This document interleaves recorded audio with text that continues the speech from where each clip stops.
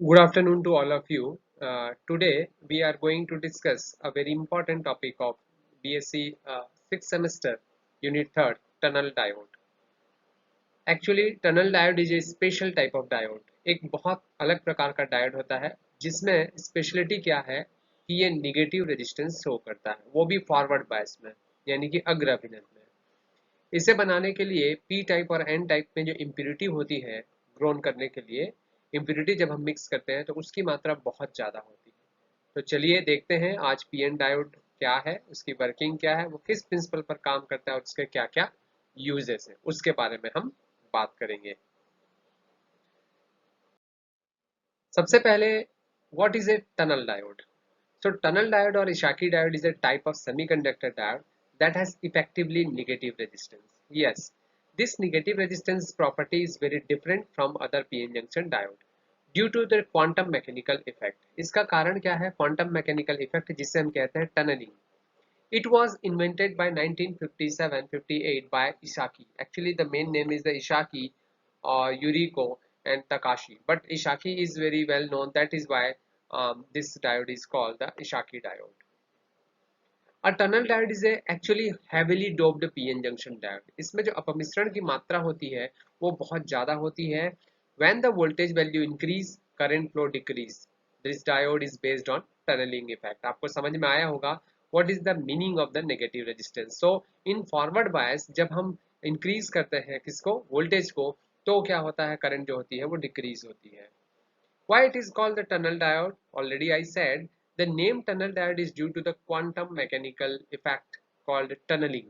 इसके कारण ही इसका नाम जो पड़ा है वो क्या पड़ा है, टनल डायोड हम कह सकते हैं.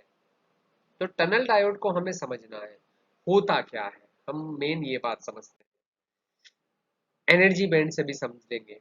पहले तो आप एक बात बताइए कि हमने पढ़ा था एक कंडक्शन बैंड और एक वैलेंस बैंड, और हमने देखा था कि यहाँ एक लेवल बनता है एन टाइप में जिसे हम कहते हैं डोनर लेवल, करेक्ट.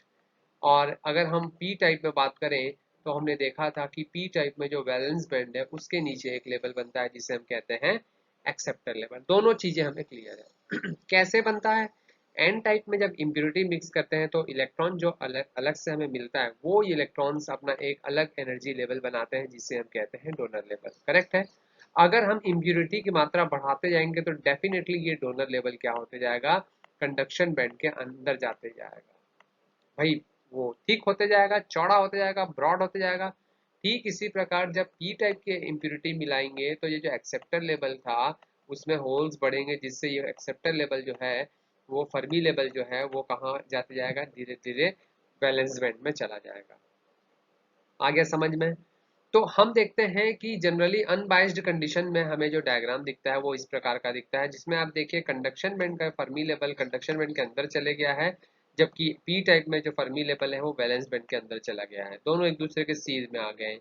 इसका मतलब अब यहाँ कंडक्शन बैंड से जो इलेक्ट्रॉन है उसके यहाँ से लीक होने की जो पॉसिबिलिटी होती है वो क्या हो जाती है, इंक्रीज हो जाती है. लीक होने की संभावना क्या हो जाती है, बढ़ जाती है. अब हम इसकी बाइसिंग से समझेंगे और इसके कैरेक्टरिस्टिक को भी देखेंगे. ये इसका कैरेक्टरिस्टिक है, टनल डायोड का अभिलाक्षणिक वक्र है, जिसमें हम देखते हैं कि जब हम अग्र अभिनत लगाते हैं तो प्रारंभ में जब हम धारा नहीं देते तो वो जो होता है करंट वो कैसा होता है, जीरो पर होता है. हम वोल्टेज नहीं देते तब की बात है. लेकिन जैसे ही हम अग्र अभिनत वोल्टेज देते हैं तो एक निश्चित वोल्टेज तक ए तक इसकी धारा का मान क्या होता है, बढ़ता है. इसका मतलब ये है कि इस डायग्राम को ध्यान से देखिए. इसमें जब हमने अग्र अभिनत लगाया तो उस कंडीशन में जो पी टाइप और एन टाइप के बीच का जो गैपिंग थी वो इस बार बढ़ गई. इस क्यों बढ़ गई?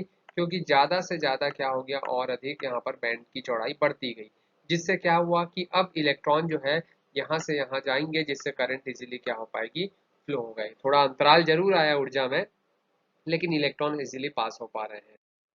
आगे देखिए, जब हमने अग्र अभिनत दिया तो अग्र अभिनत की कंडीशन में और अधिक अग्र अभिनत को बढ़ाया तो उस कंडीशन में आप देख सकते हैं अग्र अभिनत जो वोल्टेज हमने बढ़ाया है उस कंडीशन में आप देख सकते हैं कि इन दोनों के बीच गैप आ गया है ना. और इलेक्ट्रॉन जो है आसानी से positive, that means P type में कंडक्शन बैंड के जो इलेक्ट्रॉन है वो पी टाइप में चले जाए, क्योंकि दोनों के बीच गैप है. इसका मतलब वो थोड़ी एनर्जी लेकर आसानी से चले जाएंगे, जिसके कारण 0 से A तक क्या है, धारा बहती है, क्योंकि वो एनर्जी हमने दी है, वोल्टेज हमने दिया है।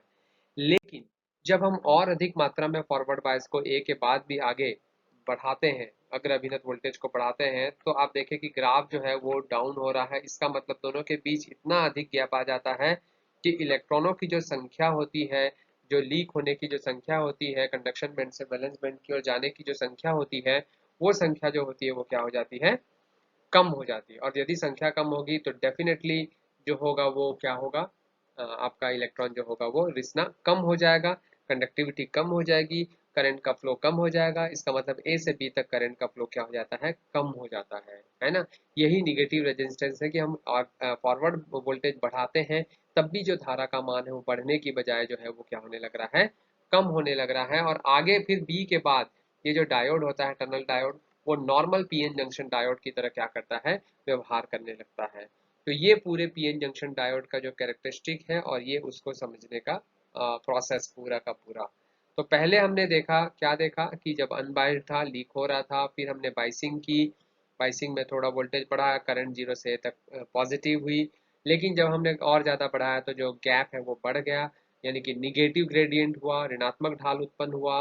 ये ऋणात्मक ढाल जो उत्पन्न हुआ उसके कारण हम देख सकते हैं कि उसमें करंट का फ्लो जो है वो क्या हो गया, डाउन होने लगे, क्योंकि नंबर ऑफ इलेक्ट्रॉन जो है वो जाने लगे, मतलब क्या होने लगे, कम होने लगे, उनकी संख्या कम होने लगी। तो ये जो ए बी का भाग है, उस भाग को डायनाट्रॉन क्षेत्र या डायनाट्रॉन रीजन भी कहते हैं। और टनल डायोड का यही जो गुण है, उसके कारण इसका जो उपयोग है वो टनल डायोड का उपयोग मैक्सिमम एम्पलीफायर और ऑसिलेटर्स, माइक्रोवेव ऑसिलेटर्स वगैरह में भी किया जाता है। सो ये था आपका टनल डायोड। आई थिंक आप लोगों को समझ में आया होगा। Thank you so much.